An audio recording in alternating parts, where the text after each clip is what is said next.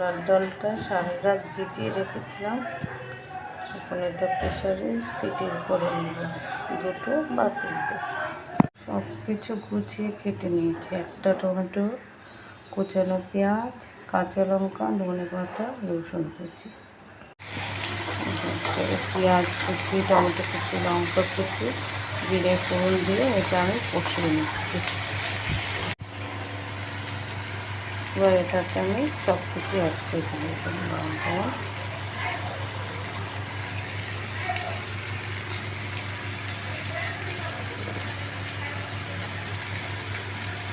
এক চামচ হলুদ,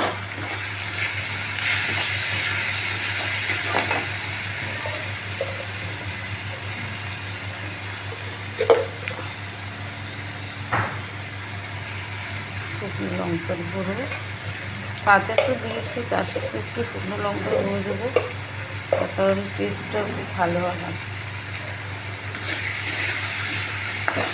কষিয়ে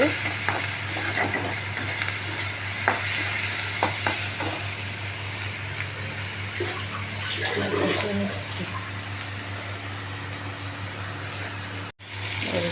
মিশিয়ে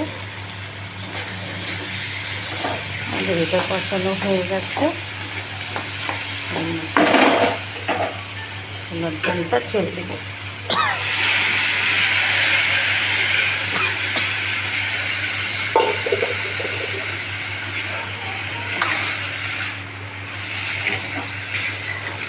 এটা রুটি বা ভাতের সাথে খেতে খুব ভালো লাগে। আমার ছেলে সব থেকে প্রিয়, ওই জন্য আজকে সকালের টিফিনে এটাই করে দিচ্ছি। রুটি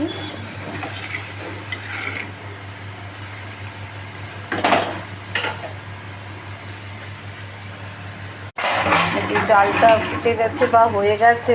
এখন আমরা এটাতে একটু ধনেপাতা দিয়ে লুচি, পরোটা, রুটি যার সাথে ইচ্ছা বাড়িতে করে খেয়ে দেবো।